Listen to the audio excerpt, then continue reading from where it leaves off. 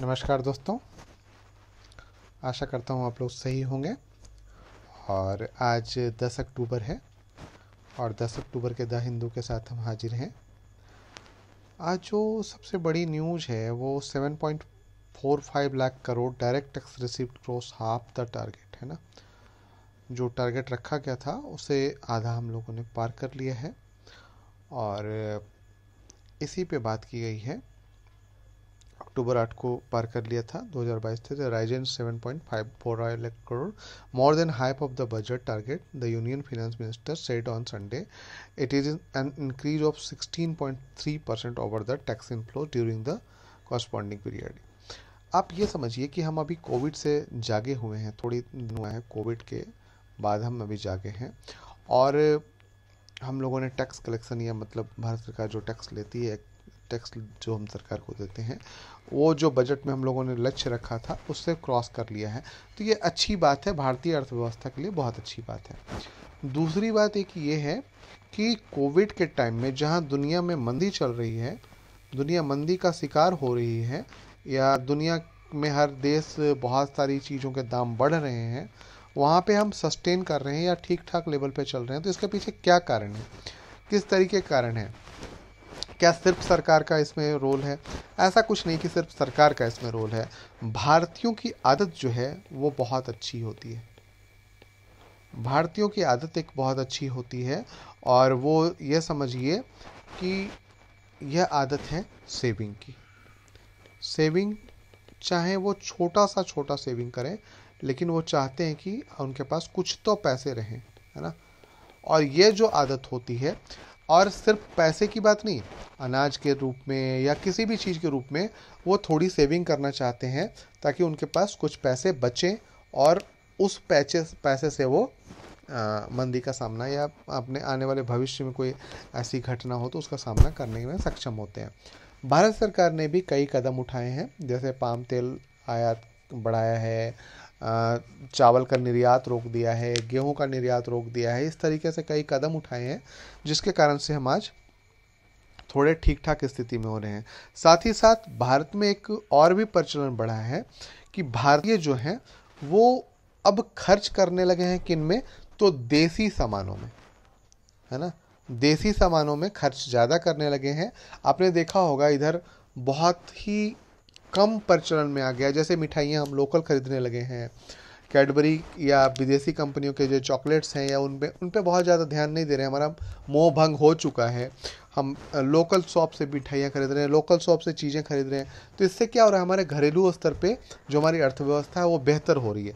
बेहतर हो रही है तो जाहिर सी बात है, जब बेहतर होगा, आमदनी होगी तो टैक्स पे करेंगे ही। और यही चीज़ें हुई हैं। कुल मिला के ये हुआ है कि सभी के सहयोग से ये संभव हो पाया है। ठीक है। इसके बाद है union membership for contract worker create ripples in auto hub, है ना, पेज 3 में है। ये एक इम्पॉर्टेंट चीज़ है, union membership for contract worker, है ना। A first of its kind initiative by employ union of an auto parts company in Manesar of granting membership of a contract worker has resignated debate over the contract worker right to join union। अब यहाँ पे एक important है कि जो contract worker होते हैं, है ना, कॉन्ट्रैक्ट वर्कर आपको पता होगा कि एक निश्चित समयावधि के लिए लिया जाता है ना, निश्चित समयावधि के लिए लिया जाता है और उसके बाद फिर उनके जैसे ही अनुबंध समाप्त होते हैं या कॉन्ट्रैक्ट समाप्त होता है उन्हें हटा दिया जाता है। तो क्या ये ट्रेड यूनियन में शामिल हो सकते हैं या नहीं हो सकते हैं, इसी पे बात चल रही है। क्योंकि कॉन्ट्रैक्ट वर्कर होते हैं क्या, एक सीमित समय के लिए होते हैं, सीमित समय के लिए होते हैं, तो इनके अधिकारों का उस प्रकार से क्रियान्वयन नहीं किया जा सकता है जैसे एक रेगुलर वर्कर या जो रोज जाने वाला है, नियमित वर्कर है, उसके अनुसार। तो इसी पे बात की गई है, इसी पे एक तरीके से कॉन्फ्लिक्ट है ना। तो आपके हिसाब से क्या होना चाहिए और इसे आप पढ़ लीजिए तो बहुत आसानी से आपको समझ में आ जाएगा।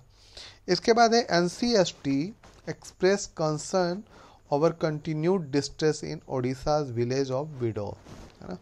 यहाँ पे चौथे पेज पे है, एक घटना है, national commission of for scheduled tribes has express concern over the misery of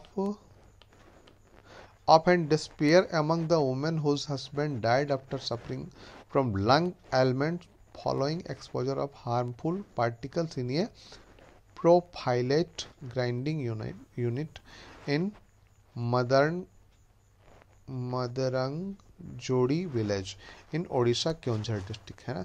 तो यहाँ पे ये देखिए कि कई ऐसे वर्कर हैं जो उनको क्या हो रहा है कि एक वो लगाया गया है, क्या बोलते हैं उसको, एक कंपनी लगाई गई है और एक प्रोफाइलाइट ग्राइंडिंग यूनिट लगाई गई है, जिससे वो लंग्स, उनके फेफड़े ख़राब हो जा रहे हैं और वो मारे जा रहे हैं। तो इस तरीके से हम देखते हैं कि अधिकांश लोग जो हैं वो तब बिना उपचार के, या हम मानक तय नहीं करते हैं या मानक के उस लेवल पे काम नहीं करते हैं और वो सिम्टम्स होता है ट्यूबरक्लोसिस का। यहाँ पे आपको एक चीज़ और बताना चाहता हूँ कि इसी प्रकार से एक और वो होता है, उसे सिलिकोसिस कहते हैं। ये सिलिकोसिस जो होता है वो जो पत्थरों से काटा जाता है, या जो आप अपने यहाँ जो देखते हैं पत्थर लगाए जाते हैं जो घरों में, है ना, ग्रेनाइट या जो भी लगाया जाता है, उन्हें काटने में जो मजदूर आते हैं या उनकी खदानों में जो मजदूर आते हैं, उन्हें ये बीमारी होती है सिलिकोसिस नामक। इसी प्रकार की बीमारी होती है, टीबी के समकक्ष होती है, टीबी के समान अनुरूप व्यवहार करती है और इससे बहुत जल्दी, और सॉरी यहाँ पे दे भी दिया है ये सिलिकोसिस, है ना। इसलिए ये तो चीज़ें हैं और इससे क्या होता है कि इसमें मतलब काफ़ी लोग मारे जाते हैं और पता भी नहीं चलता है कि कैसे मारे गए। तो हमारे यहाँ क्या है कि अब इसके लिए क्या किया जाना चाहिए। सीधी सी बात है कि हम कहीं पे भी जब काम करवा रहे हैं इस तरीके का, तो हमें मानकों का पालन करना चाहिए। स्टैंडर्ड कुछ होते हैं, उनका पालन करना चाहिए। ग्लव्स पहनाना चाहिए, जो क्या बोलते हैं मास्क होते हैं उनका यूज करना चाहिए। पर सामान्यतः हमारे यहाँ इस तरीके के काम नहीं किए जाते हैं, या थोड़े खर्च बचाने के कारण इस तरीके के काम नहीं किए जाते हैं। तो इसी पे चिंता जताई गई है NCST द्वारा, ठीक है। इसके बाद जो अगला है दोस्तों वो है स्टेटस बियॉन्ड फेथ, है ना।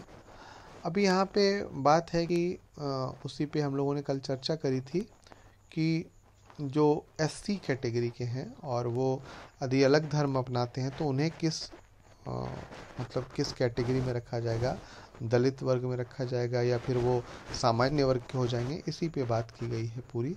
तो आप इसे एक बार पढ़ लें तो ये बेहतर होगा। इसके बाद है the fate of chips will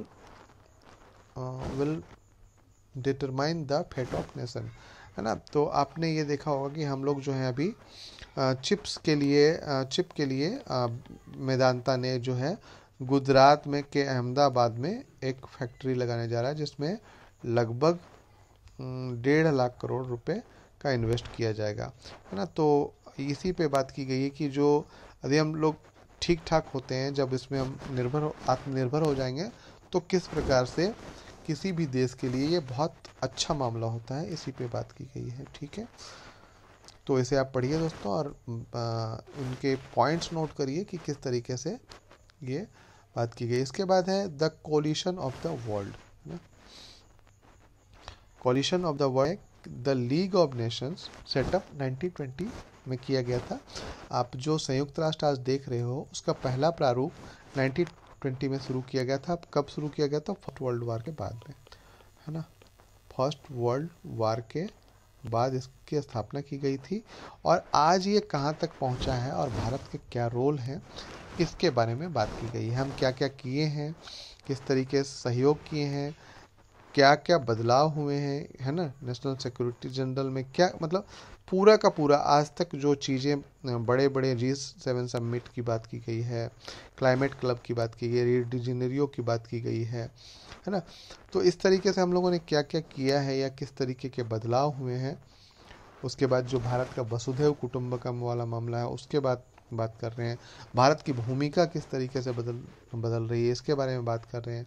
India will chair the security council in December and will have the presidency in G20 and SCO। इस दोनों की मेज़बानी अगले साल करने जा रहा है। तो इस तरीके से पूरे वर्ल्ड ऑर्डर में जो बदल रहा है उसमें भारत की भूमिका क्या है और हम लोगों ने कोई बड़ा स्टेप कब कब उठाया है, इसी के बारे में बात की गई है। तो आप इसे पढ़ लें, इससे एक स्पष्ट नज़रिया मिल जाएगा आपको, है ना। भारत के विश्व या वैश्विक परिप्रेक्ष्य में भारत की भूमिका या विश्व के वैश्विक परिप्रेक्ष्य में भारत की भूमिका और भारत के परिप्रेक्ष्य में विश्व की भूमिका या विश्व क्या सोचता है भारत के बारे में, भारत क्या सोचता है विश्व के बारे में, इसके बारे में बहुत ही क्लियरली आइडिया मिल जाएगा आपको।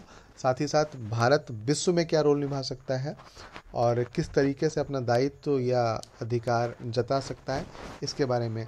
जैसे UN सिक्योरिटी काउंसिल में UNSC में भारत ने अभी अस्थाई सीट का दावा किया, तो इसके आधार क्या हैं, किस तरीके की बातें हैं, इससे बहुत सारा कुछ यहाँ पे मिल जाएगा। IR का मामला है। दोस्तों आज के लिए इतना ही, और यदि आपने आज पहली बार इसे देखा है तो प्लीज़ लाइक शेयर सब्सक्राइब ज़रूर कर लें और नोटिफिकेशन के लिए बेल आइकन दबा लें ताकि आपको यह डेली इसी समय लगभग मिल जाया करे। धन्यवाद।